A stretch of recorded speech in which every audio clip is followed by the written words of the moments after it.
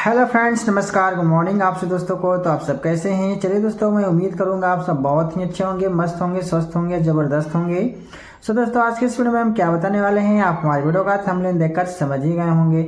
सो दोस्तों, चलिए मैं आपको फिर से बता दूं कि आज के इस वीडियो में दोस्तों बताने वाले हैं सुगम विज्ञान क्लास 6 चैप्टर 18 का क्वेश्चन आंसर दोस्तों, जिसमें हम लोग को पढ़ना है हमारे चारों ओर वायु। ठीक है, आज इसका लघुत्तरीय प्रश्न का क्वेश्चन आंसर आपको इस वीडियो में देने वाले हैं। तो आप लोग इस वीडियो में लास्ट तक के बने रहेंगे और सभी क्वेश्चन के आंसर को ध्यानपूर्वक से नोट करेंगे। ठीक है, तो चलिए इसको देर न करते वीडियो में आगे बढ़ेंगे। आगे बढ़ने से पहले अगर आप हमारे चैनल पर नए होंगे तो चैनल को सब्सक्राइब कर लेंगे, बेल नोटिफिकेशन को प्रेस कर लेंगे और अपने इस वीडियो को ज़्यादा से ज़्यादा अपने दोस्तों के पास शेयर करेंगे। ठीक है, और दोस्तों मैं एक इन्फॉर्मेशन और बता दूं कि आपको दोस्तों इस चैनल के माध्यम से क्लास 5 से लेकर के क्लास 10 तक के मैथ का सोल्यूशन जो है जनवरी से दिया जाएगा। तो जितना से ज़्यादा हो सके अपने दोस्तों के पास शेयर करें, बताएं, उन्हें भी इन्फॉर्मेशन दें कि इस चैनल के माध्यम से क्लास 5 से क्लास 10 तक के जो है मैथ का सोल्यूशन जनवरी से दिया जा रहा है। तो आप इस चैनल को सब्सक्राइब जरूर कर लीजिएगा। ठीक है,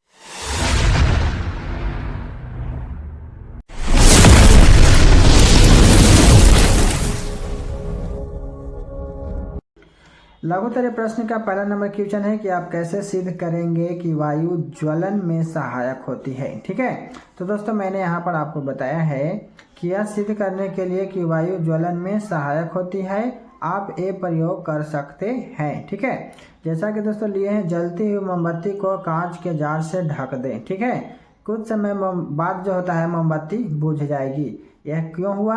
यह इसलिए होती है क्योंकि कांच के जार से हवा की आपूर्ति क्या हो जाती है, बंद हो जाती है।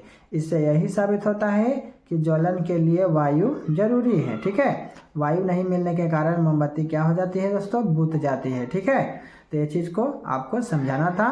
उसके बाद दोस्तों दूसरा नंबर क्वेश्चन है कि आप कैसे सिद्ध करेंगे कि जल में वायु घुली हुई है। ठीक है, तो इसका आंसर बताना है कि यह साबित करने के लिए कि पानी में हवा जो है घुली हुई है ना, यानी कि जल घुली हुई है। तो आप ये तरीका जो है अपना सकते हैं दोस्तों। किसी बर्तन में थोड़ा पानी लेना है और इसे तिपाई स्टैंड पर धीरे धीरे गर्म करना है। ठीक है, और पानी के उबलने से पहले बर्तन की जो अंदरूनी सतह पर छोटे छोटे बुलबुले दिखाई देंगे, ये बुलबुले पानी में घुली हुई हवा के कारण बनते हैं। ठीक है, जब आप पानी गर्म करते हैं तो घुली हुई हवा बुलबुले के रूप में क्या होती है, बाहर आती है। ठीक है, तो यही आपसे पूछ रहा था कि आप कैसे सिद्ध करें कि जल में वायु है। तो ये चीज़ जो मैंने आपको बताया, इस चीज़ से पता चल गया होगा कि जल में वायु है ना, यानी वायु के कारण ही क्या होती है, बुलबुले निकलती है। उसके बाद दोस्तों आपके यहाँ पर 3 नंबर क्वेश्चन आता है कि आपको कैसे पता चलता है कि वायु में जलवाष्प है। ठीक है, तो इसका पता लगाने के लिए औसत बिंदु तापमान से पता चलता है कि हवा में जलवाष्प की मात्रा कितनी है। ठीक है, जिस जगह पर औसत बिंदु तापमान ज़्यादा होगा वहाँ जलवाष्प की मात्रा भी ज़्यादा होगी। इससे पता चलता है कि वायु में जलवाष्प है। ठीक है, तो इस तरीके से मैंने यहाँ पर क्वेश्चन के आंसर को बताया है, तो आप इस तरीके से नोट कर लेंगे। अब आता है दोस्तों आपका 4 नंबर क्वेश्चन कि आप कैसे दर्शाएंगे कि मोमबत्ती के जलने के लिए वायु आवश्यक है। ठीक है, तो हमने यहाँ पर बताया है कि यह दिखाने के लिए कि मोमबत्ती जलने के लिए हवा की ज़रूरत होती है। ठीक है, तो एक मेज पर जलती हुई मोमबत्ती रखें, एक कांच की चिमनी लकड़ी के ब्लॉक पर इस तरह रखें कि चिमनी में हवा प्रवेश कर सके। ठीक है, अब लकड़ी के ब्लॉकों को हटा दें और चिमनी को मेज पर रख दें। अंत में चिमनी के ऊपर एक कांच की प्लेट रख दें। तो तीनों स्थिति में लौ की स्थिति का निरीक्षण करें। ठीक है, तो इस प्रयोग से पता चलेगा कि स्थिति जो सी है, जो आपका लास्ट वाला था, उसमें हवा उपलब्ध ना होने के कारण अंत में लौ जो है बुझ जाती है। इसका मतलब हुआ कि मोमबत्ती को जलने के लिए हवा की ज़रूरत होती है। ठीक है, तो इस तरीक़े से आपको पॉइंट को बतानी थी। बाकी दोस्तों यहाँ पर आपका 5 नंबर क्वेश्चन आता है कि नसा छिद्रों में बाल का क्या उपयोग है। ठीक है, तो बताना है कि नाक में पाए जाने वाले बालों का काम होता है नाक के अंदर धूल कण एवं कीटाणु को अंदर जाने से रोकता है और नमी को इकट्ठा करता है। नाक का बाल वायु मार्ग को सुरक्षित रखने में अहम भूमिका निभाते हैं। ठीक है, तो इस तरीके से आपको पॉइंट को नोट करना है।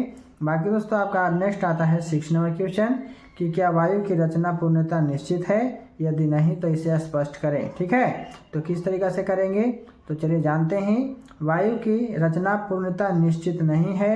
वायु कई गैसों का मिश्रण है और इन गैसों की संरचना निश्चित नहीं है। वायु में मौजूद गैसें के अनुपात में जगह जगह और समय समय पर बदलाव होता रहता है। उदाहरण के लिए शहरों में कार्बन डाइऑक्साइड का अनुपात ग्रामीण क्षेत्रों की तुलना में ज़्यादा होता है। ठीक है, तो इस तरीके से आपको 6 नंबर क्वेश्चन के आंसर को बताना है।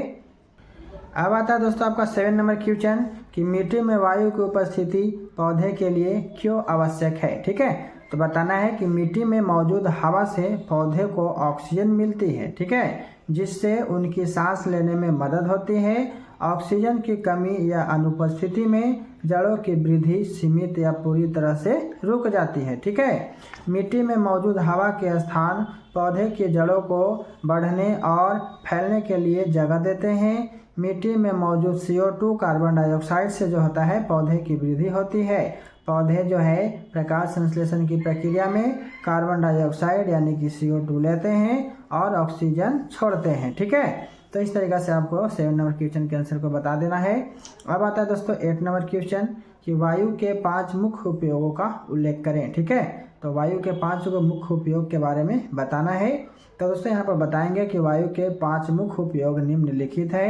पहला दोस्तों जीवन के लिए। ठीक है, यानी कि वायु जीवन के लिए जरूरी एक प्राकृतिक संसाधन है। जीवित रहने के लिए हवा पानी दोनों की ज़्यादा जरूरी है। ठीक है, दूसरा नंबर दोस्तों सांस लेने में मदद, यानी हवा में मौजूद ऑक्सीजन गैस से सभी जीवों को सांस लेने में मदद मिलती है। ठीक है, तीसरा दोस्तों ध्वनि संवाहक। ठीक है, ध्वनि संवाहक, हवा एक अच्छी संवाहक है। हवा की वजह से हम भाषण, चीखें, शेर और अन्य ध्वनियाँ सुन पाते हैं। ठीक है, जैसे कि मैं अभी बोल रहा हूँ तो यहाँ पे हवा के माध्यम से जो है आवाज़ आपके पास जा रहे हैं। ठीक है, चौथा नंबर दोस्तों कि पवन चक्कियाँ चलती है कैसे, तो हवा से ही पवन चक्कियाँ चलती है। ठीक है, पांचवा दोस्तों बारिश होती है। हवा में मौजूद जलवाष्प से क्या होती है, बारिश होती है। ठीक है, तो इस तरीके से आपको 5 पॉइंट यहाँ पे बता देनी है। बाकी दोस्तों आपका था 9 नंबर क्वेश्चन कि वायु एक मिश्रण है कैसे। ठीक है, तो बताना है कि वायु एक मिश्रण है क्योंकि इसमें कई गैसों और धूल के कण मिले होते हैं। वायु में ऑक्सीजन, नाइट्रोजन, कार्बन डाइऑक्साइड, जलवाष्प, आर्गन, हीलियम, नियॉन, क्रिप्टन आदि गैसों का मिश्रण पाया जाता है। वायु में नाइट्रोजन का प्रतिशत सबसे ज़्यादा होता है, करीब 78% होता है, और इसके बाद ऑक्सीजन का प्रतिशत जो है 21% होता है। ठीक है, तो इस तरीके से आपको 9 नंबर क्वेश्चन के आंसर को लिख लेना है। बाकी दोस्तों आपका आता है 10 नंबर क्वेश्चन कि वायु की उपस्थिति के कारण संभव क्रियाकलापों की सूची बनाना है। ठीक है, तो हमने यहाँ पर दोस्तों बताया है कि वायु की उपस्थिति के कारण संभव कुछ क्रियाकलाप ए हैं। पहला दोस्तों यहाँ पे हमने बताया श्वसन, प्रकाश संश्लेषण, बादल बनना, है ना, निष्पासन, निष्पावन, पक्षियों का उड़ना, हवाई जहाज का उड़ना, पराग कणों का इधर उधर फैलना, वायु पवन चक्की को घुमाती है, वायु नावों को खोने में, है ना, पैराशूट तथा हवाई जहाज को चलाने में सहायता करती है। जल जीव भी जल में घुली वायु के कारण क्या होते हैं, जीवित रहते हैं। ठीक है, तो यहाँ पर दोस्तों इस तरीके से आपको सभी के सभी क्वेश्चन आंसर को बता देनी है। तो दोस्तों मैं उम्मीद करूँगा आपको सभी क्वेश्चन का आंसर मिल गया होगा। तो दोस्तों आपको हमारी वीडियो कैसी लगी, अच्छी लगी तो वीडियो को लाइक जरूर करें और कमेंट करके बताएं हमारी वीडियो आपको कैसी लगती है। बाकी दोस्तों चैनल को सब्सक्राइब जरूर कर लेंगे। नेक्स्ट वीडियो में जो है आपको देवतरीय प्रश्न का क्वेश्चन आंसर मिलने वाला है, तो उसका नोटिफिकेशन आपको जल्द ही मिल जाएंगे। ठीक है, तो चलिए दोस्तों देर न करते हुए आज की वीडियो नहीं रहने देते हैं। बाकी best of luck, so thank you, all the best. जय हिंद, जय भारत।